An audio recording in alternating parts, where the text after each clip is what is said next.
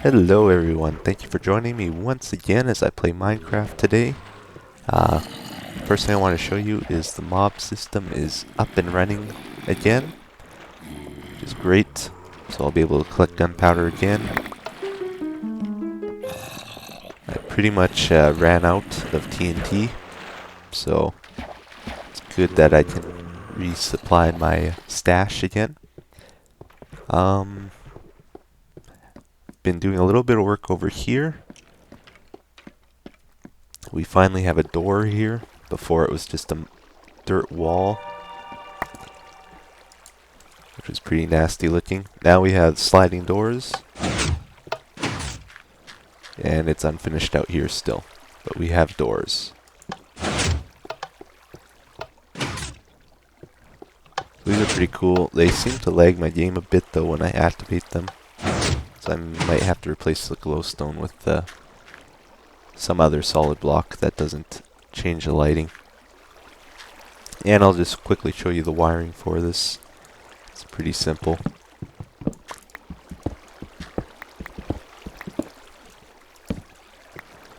So you have two pistons, two sticky pistons on both sides that are extended by default, which is being powered by this wire here.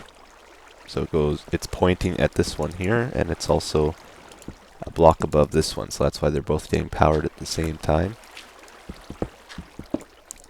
Hopefully I can do this without wrecking all the wiring.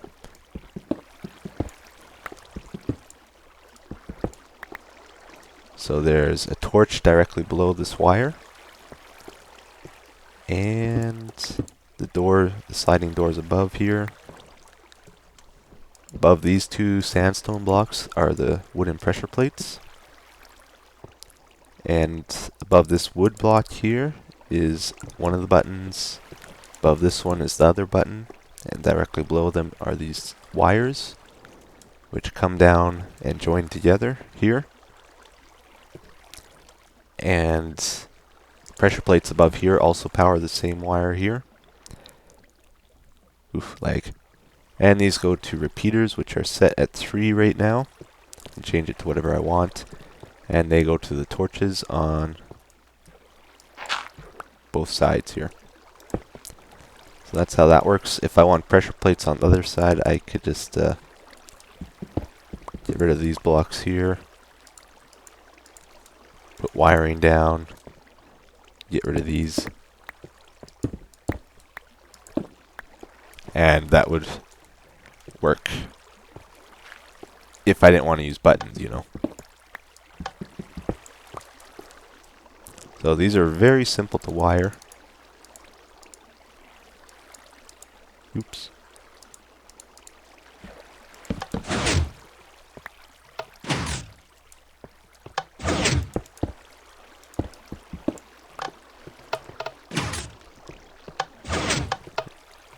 Very simple. Okay, so I'm gonna put that back to normal, and then we'll continue on with the new changes.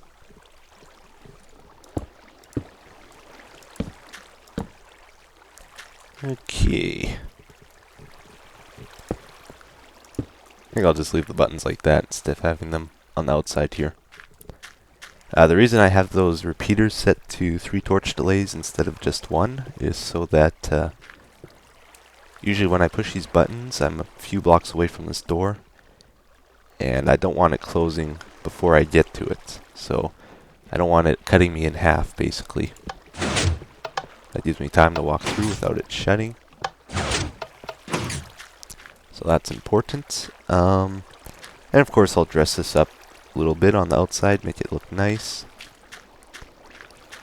as I find the time and the desire.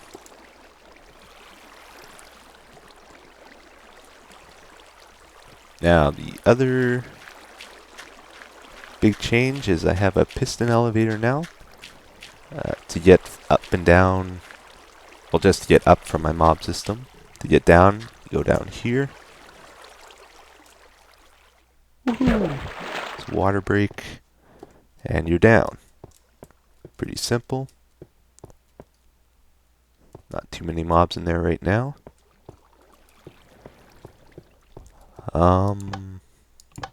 Let's see. And to get up, you go down here. You probably saw this in the tutorial. It takes you to the top. So it's pretty nice.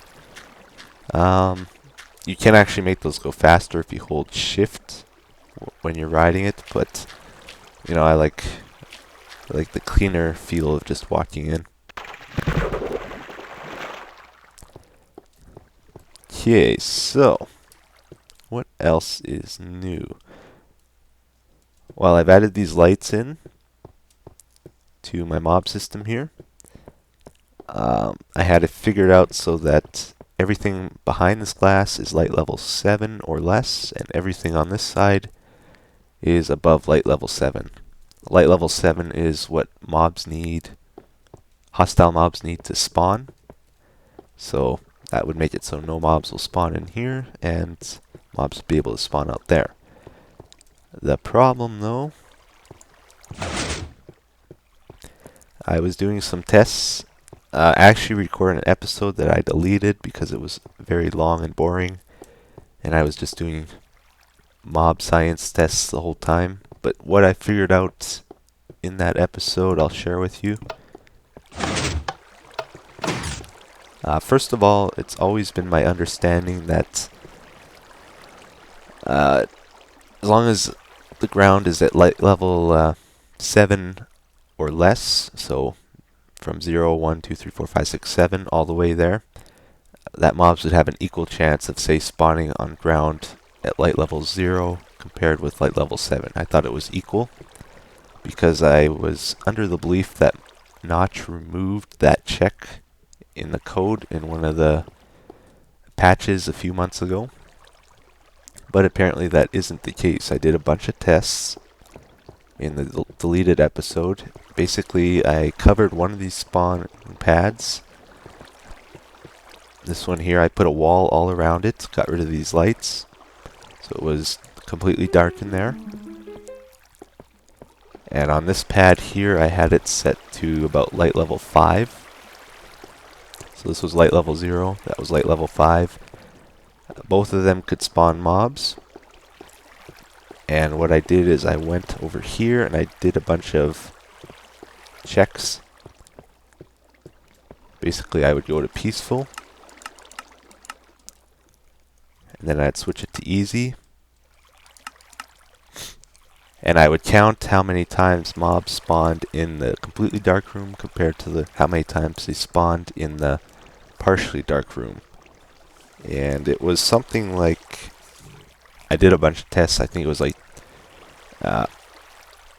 21 sets of mobs spawned in the dark room compared to, it was about 5 sets of mobs spawned in the partially dark room.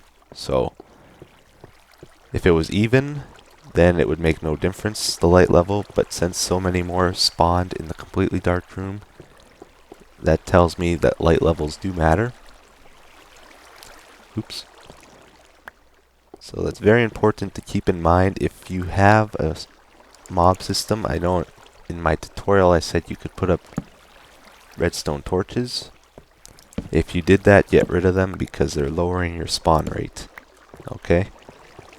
Also with my thing here, I'm going to have to rip out these lights because the pads over here are at light level 7 and it kind of fades as it goes back. But ideally I want these at light level 0. Everything behind the glass light level 0.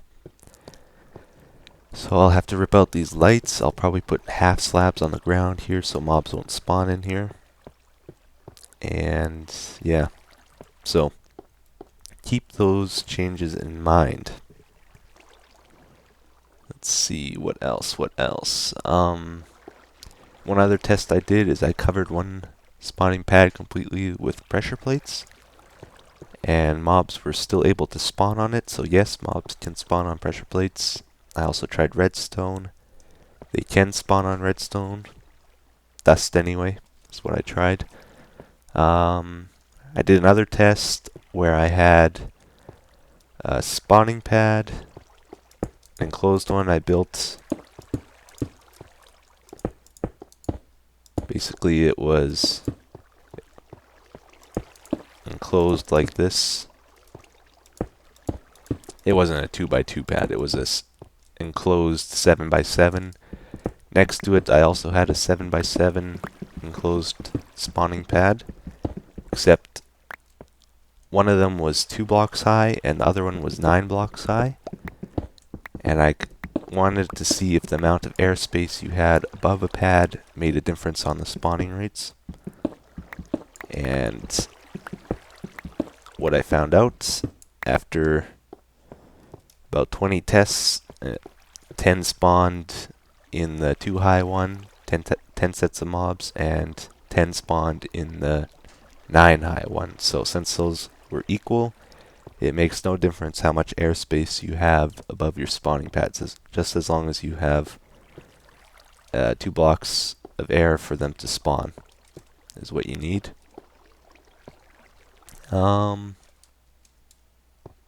Unless you're spawning spiders, Roboticos found out that if you have an airspace and a glass block above or some other translucent block like that, then a spider could spawn on that cobblestone there, and no other tall mobs will. So that's how you can make a spawning pad that only spawns spiders and not hostile not the... Whew, I'm really rambling today. You can make a spider-only spawner doing that. So that's cool. I might end up doing that at the ice base. Some other things. Got these switches here. That one's for the lighting. The switch is pretty quick. It's good. This one's for spider options. I think I showed that already. Maybe I will show you one thing. I got bed on this side, chest, crafting table, furnace, basic necessities. Yeah, I wanted to show for sure that spiders will spawn in here when those half slabs are down, because I still have people telling me that they won't, and it's kind of annoying me. Get a few mobs in there.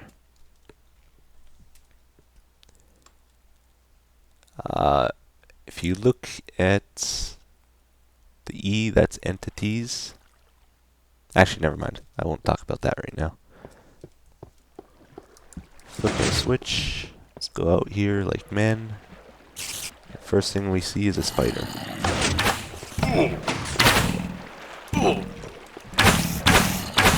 Whew.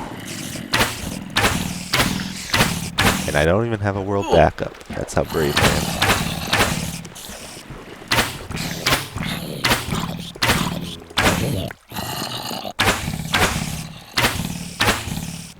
So yes, spiders do spawn when the half slabs are down.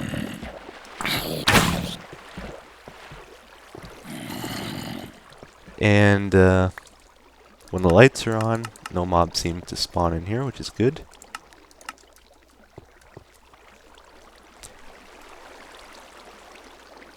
No mobs are spawning. So the lighting is working great.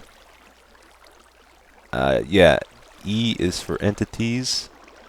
Right now I have 184, 85, 86. So mobs count as entities in this game, as well as items. See, it keeps going up as I throw these items. The more entities you have, the more laggy your game will be, unfortunately. Yeah, so even though I have pretty much all the caves lit up around me, look at the entities. We have 173 right now, 174. If we switch to peaceful, automatically went down to, I think, 108. So there was still 70 hostile mobs somewhere in my world, in caves. So even though I have pretty much all the caves lit up, there's still some places for them to spawn. Oh, I guess it was night. Oh, okay, never mind. Let's. Well, it's same case. They were spawning on the surface, but watch as the entities keep going up and up as they find places for them to spawn. 139, 140, 145, 152. It takes a long time for it to find places for the mobs to go, but eventually it will fill all the mob spots. So the rate, actually, that's one way you could figure out how many caves you have left to light up, is by the speed that your entities fill up during the day.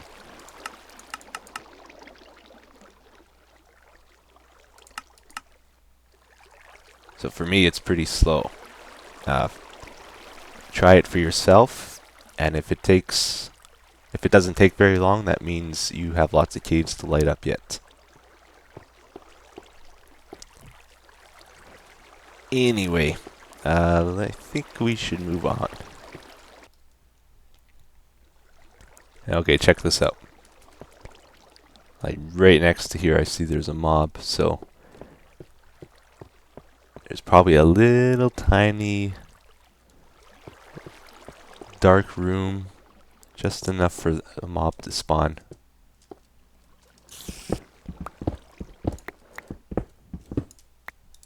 You know, it's not in a main cave system. It's probably just a little tiny dark room that you would never find unless you heard a mob in it or saw a mob using F3.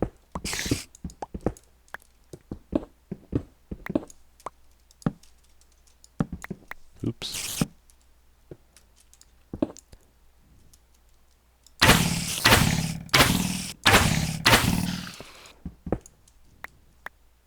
Oh, it was actually a place I've been before, but I didn't fully light it up. So, make sure when you're lighting up your caves, do a good job.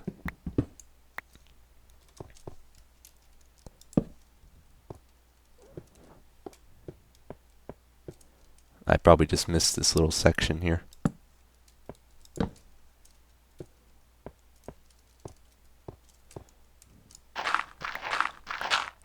I like to get rid of gravel when I see it, just because usually at the top of it, there's dark spots. So if you get rid of it, the ground's flat here. It's easy to light up flat ground. And I see... Well, if we look at, again, at our E there, it, when it says 0/182, any entities that it's drawing on our screen counts as a number at the start there. Right now I'm looking at 14 mobs in the distance. 13, one just despawned. 12. So I got a bunch of mobs in front of me right now. A bunch of cave systems I need to light up over there. So that's another way of finding mobs. If you can't really see them, if you move your mouse around, it'll tell you if you're looking at any, even if you can't see the label that far away. Right now I'm looking at 13.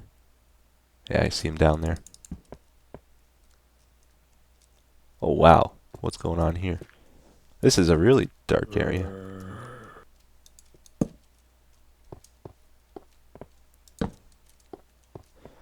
See, I thought I lit all this stuff up, but there's still more to do.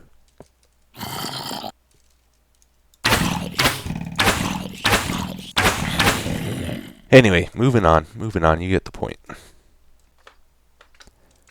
Okay, so after further investigating, yes, we're still talking about this. It seems a lot of those mobs I saw were actually wild slimes.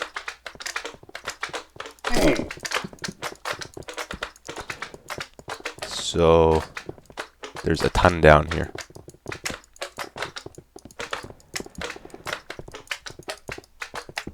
So something to keep in mind, these guys are taking up possible spots for your hostile mobs to spawn in. Mob spots, I mean. So if the cap is 70 hostile mobs, I don't know if that's the cap, it's around 70 though, I know. Let's say 70.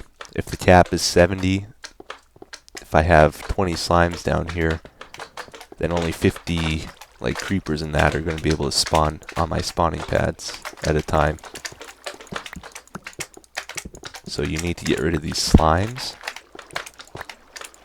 Unfortunately, slimes, they spawn at any light level, so the only way you can keep these wild slimes from spawning is to use that slime finder program and then lay down half slabs in any chunks where you don't have slime farms around the area, and that's how you can keep wild slimes from stealing your mob spots.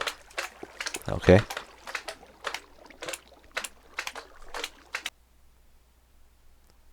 Okay. So I did miss this the first time I saw it, but when I was rewatching the video I noticed it, as I'm sure you did too. You are not gonna believe this. This is crazy.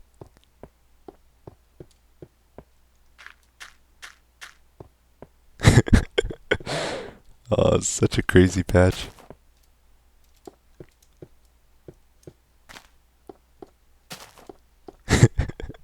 Look at them all. It's crazy. Oh my goodness. They've been multiplying for who knows how long.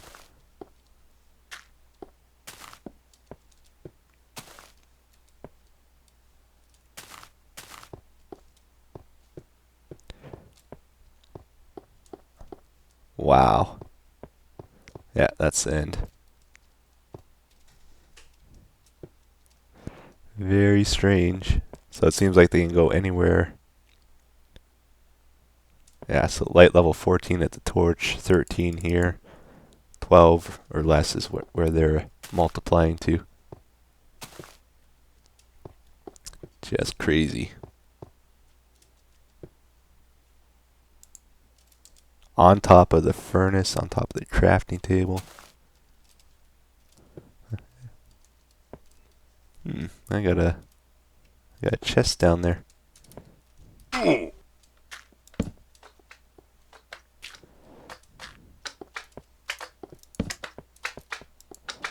there's stuff in it, no way. That's been there for a while.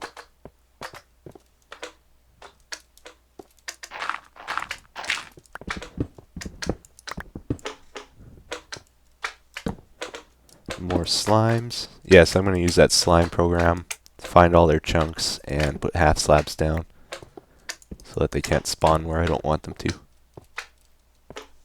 And I'll link it in the description if I remember.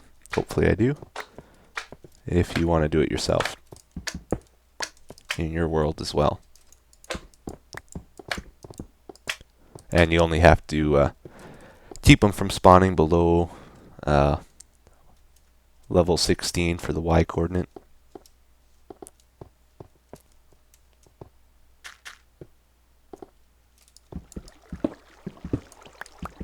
That's not a slime, that's something else.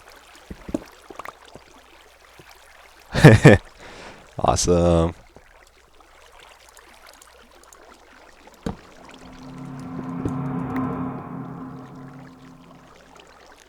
Guarding his precious diamond. Nice try. Nice try. I wasn't born yesterday. Oh crap. I'm out of arrows.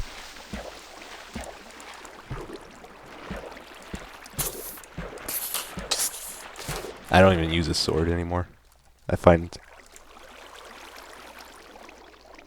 the axe works just as well. No. Yeah, there's a big dark cave here, so I'm gonna have to light this all up after I get my diamonds.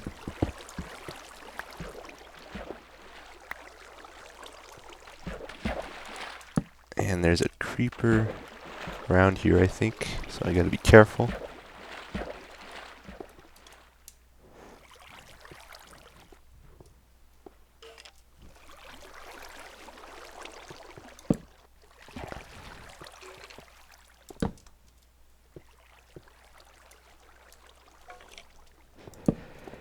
Anyway, I know you guys don't like watching me spelunking.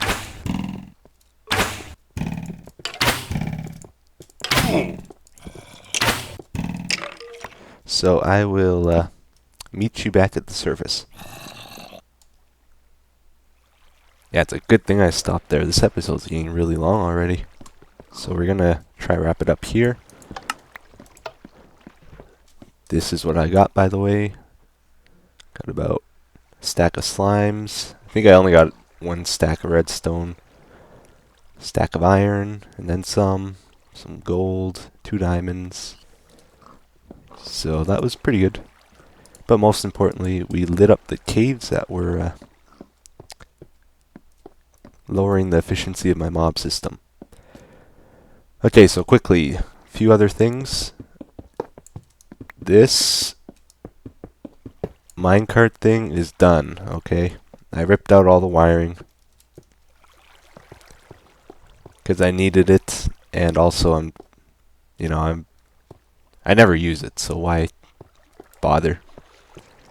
When it's running, it lags the game a lot, so I don't want that huge lag spikes. So what I'm just gonna do is I'm gonna loop this. We'll have one minecart going around all the time, and I will cover up these holes. I'll finish ripping out the tracks, and that will be done, and we'll actually be able to use this hopefully. They'll just be going around a loop. I may try add a few, see if they merge together or not. In here, we won't need these controls anymore if I do that. So I plan on maybe putting like one of these water column things. You walk in and you can swim up to the mob pads maybe. Because right now I don't have any good way of getting to the mob pads. Another thing, I want to say thank you to Nanner131. He sent me some pictures showing me how I can improve the item despawn timer. And actually a lot of people have suggesting how I could improve it lately. So thank you everyone that did. Basically I changed it before. I had the 5 clock running all the time. The 5 clocks used to make the lights flash. Now they're only flashing. 5 clocks only running when I need the lights to be flashing. So instead of it being all the time, it's just when I need them flashing. So that'll lower the lag in my world a little bit, which is always good. Okay, so minecart tracks, despawn timer, and I think that's it.